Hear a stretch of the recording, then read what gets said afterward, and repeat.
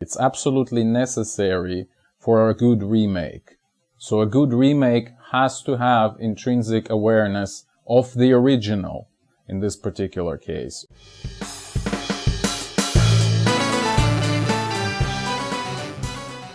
Greetings, this is Eugene the Philosopher, the greatest living philosopher after the unfortunate passing of Quentin Robert de Nameland, who has been the greatest living philosopher before me.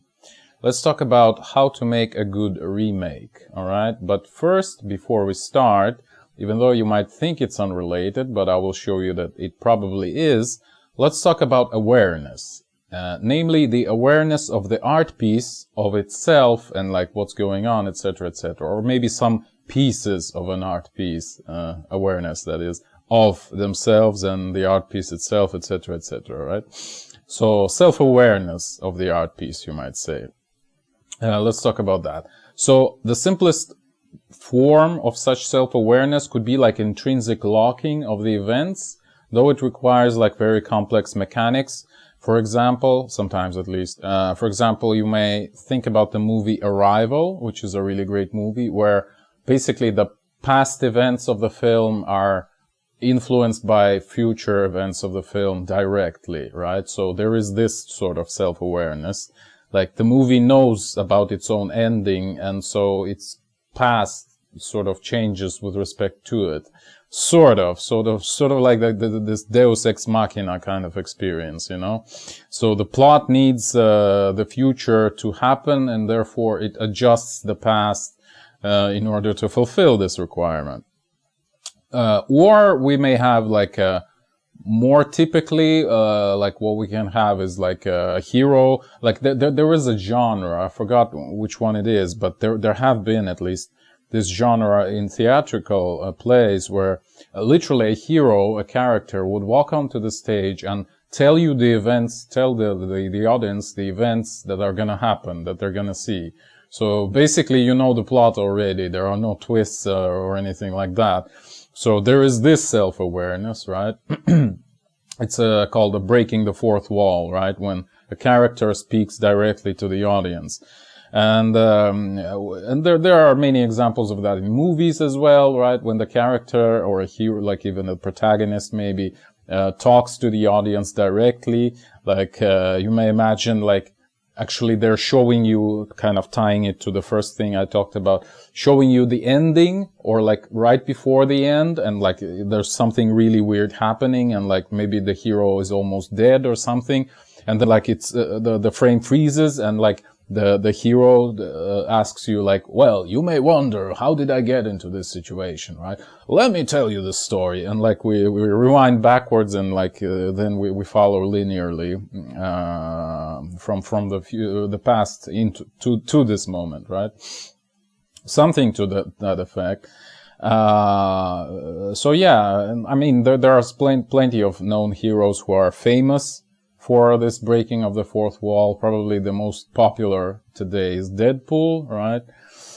And there have been some pieces where there have been sort of like a combination of these two things that I've just mentioned, like the timeline dependence, and also like constant breaking of the fourth wall. And the best example I have is How I Met Your Mother TV show, where you have like this really complicated jumping back and forth in time, which kind of screwed them up a bit, as far as I know. Like they've had different ending. That's why like so many people were disappointed.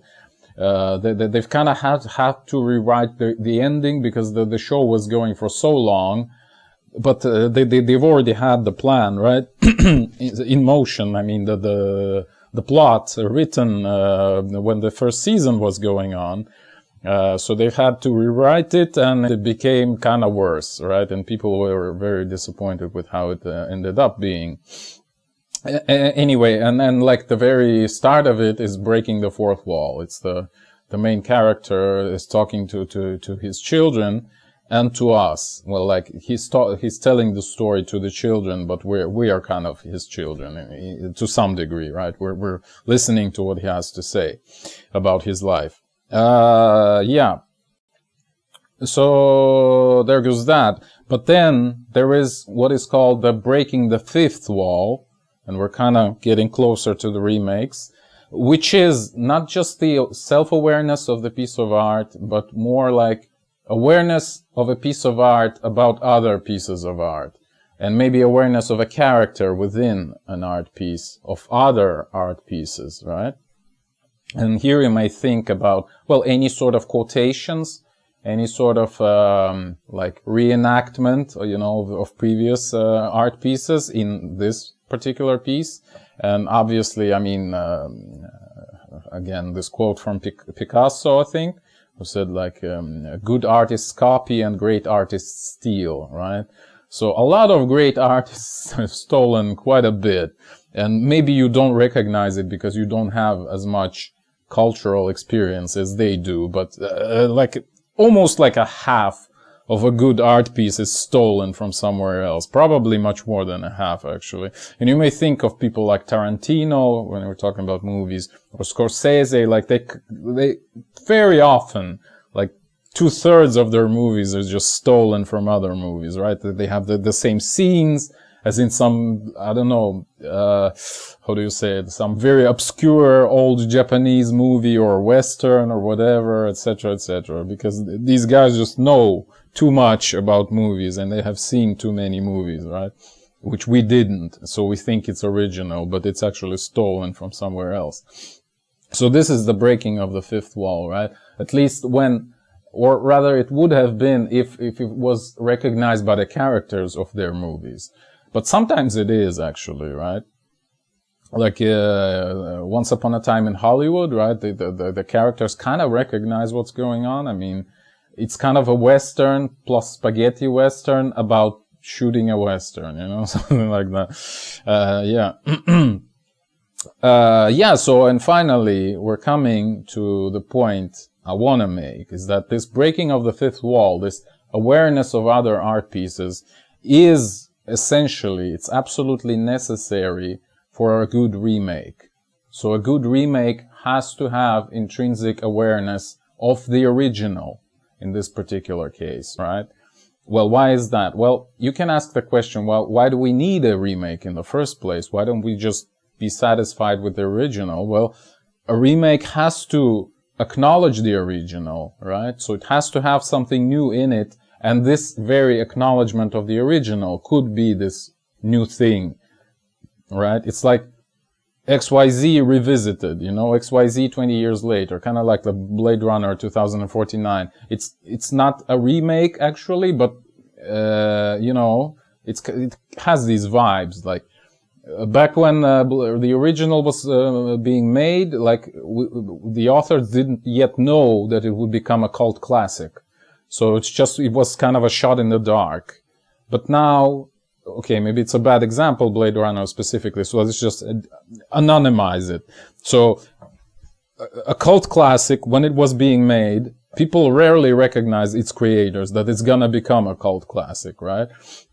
But when a remake is made, we're only making it because we know that there is this cult classic already existing. So this is what is different about even the making of the remake, if you wish. And this is what has to be included in the remake itself. That's kind of my point here. But before I kind of pedal on it, once more, I wish to mention another genre where this kind of breaking of the fifth wall, awareness of other art pieces is necessary. It's a parody, right?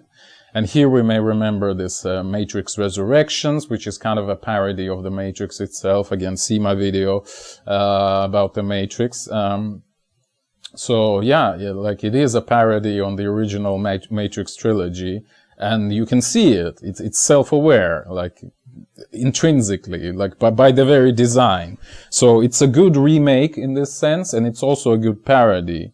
Well, in some other senses at the very least, but it has this prerequisite of already existing knowledge about the original, right? So yeah, arguably some parodies are even better than the originals. Again, we can sort of remember Tarantino and Scorsese, who like have stolen from other places, but maybe their own movies became better than these other places they've stolen from, right? Especially if we don't know where they've stolen from. Well, maybe because it's not a really popular thing, right, in the first place. So yeah. Or maybe the original just became forgotten, it's too old to be popular today or something to that effect. Yeah, and by the way, watch my video about anime, where I talk about how anime itself is essentially a parody of, Western animation, right? Western comic books, etc. Paradoxically, etc., etc. Watch the video. Reverse cargo culted by the Western world, okay? So yeah, I am absolutely convinced that the remake has to have the knowledge of the original and it has to integrate it into the story in some way. And here I should mention a really great example of such a thing happening, which is the Final Fantasy VII remake, which is incredibly good and incredibly popular today because it's really well made. So let me tell you, just in a very broad strokes. So Final Fantasy VII was a game from 1997, alright, so a very old game, 26 years old already.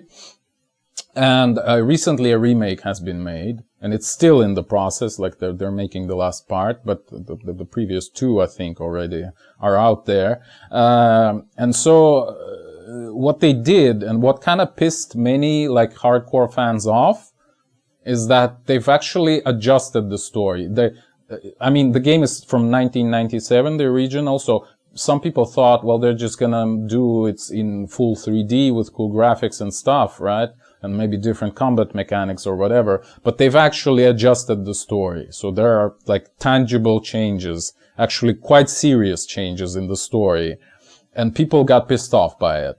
But I think it's actually a good, that it's being made in this way. So in particular, some of the characters of this game are aware of what happened in the original, if you know what I mean. Literally the whole story.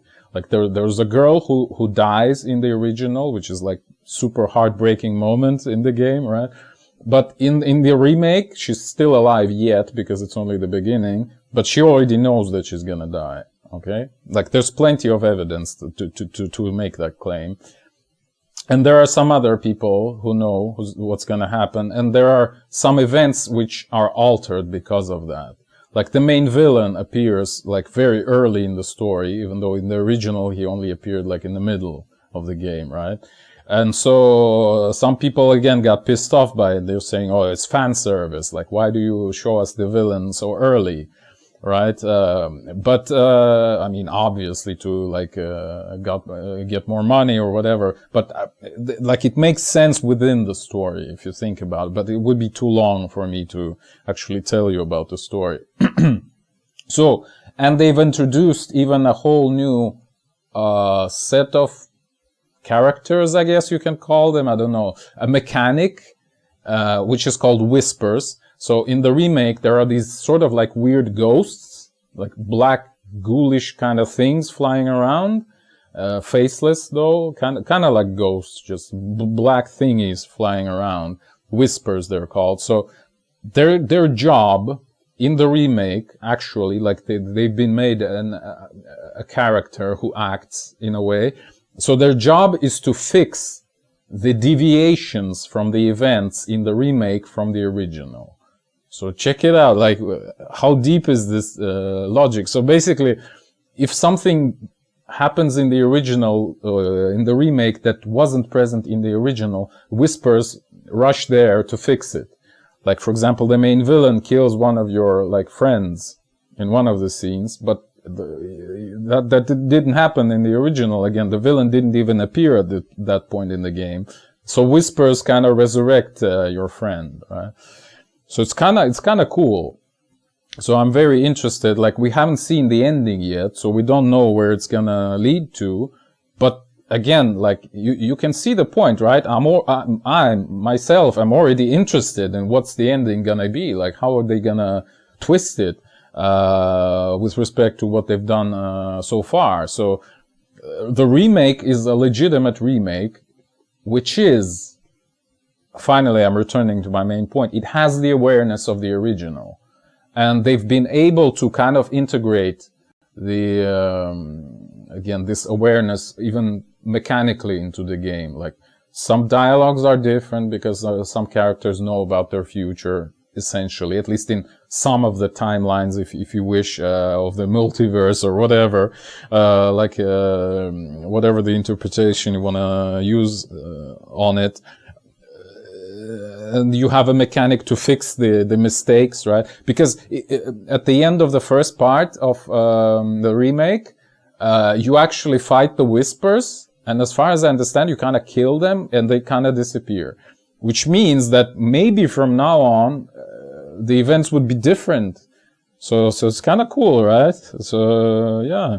That's a legitimate remake, I think. And it demonstrates how you should make a remake if you are trying to make one. Because otherwise, why would you? If you don't even acknowledge the awareness of the original of both the creators and the audience, first and foremost, right? This is what would be a true good fan service, is to acknowledge that the audience knows what we're talking about. That's why they're here. That's why they're playing the remake and not the original game, right? So yeah. So again, my main point here is that you can't just remake The Thing, and I don't mean the movie The Thing. You actually have to show the appreciation of the audience's knowledge of this thing, right? And this brings us to a similarity of modern media, such as, again, games or movies or whatever it is that you're remaking, to myth, ancient myths, right? Because when you think about Greek tragedy, for example, like, people knew when they're coming to theater, they know the plot already. I mean, it's a common myth. People know this story, right? Just like when you watch the Batman movie, right? So watch my video about the similarity of between gods and modern superheroes, the origins of gods and superheroes, right?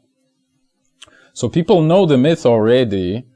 So there's this big similarity with the modern era of remakes. By the way, watch another video of mine where I talk about why are we having so many remakes and like franchises instead of a finished story today. A very old video, but still, the point still stands, as in absolute majority, if not all of my previous videos, actually. So yeah. But there is also a dissimilarity between the myth and like our modern thing, which is that in the myth, in the ancient realization of this sort of pattern, there have been no these postmodern elements, right? So, and you can kind of see it in the Batman movies. Like, they never reference each other, like different iterations of Batman, right? Nolan's Batman doesn't reference like Tim Burton's Batman or some other Batmans. Like this new Batman, I haven't watched it actually, the one with the guy from Twilight. Damn, what's his name? But you get it, right? I don't think it references the others either, right? So in this sense, they're never breaking the fifth wall. They're never like remaking. It's just this is actually like pure myth, all right? Whereas I'm talking about remakes specifically, and here you have to, I repeat, appreciate the audience's knowledge, and you have to acknowledge it and like integrate this acknowledgement into the movie itself. Or not necessarily the movie, like whatever it is you're remaking.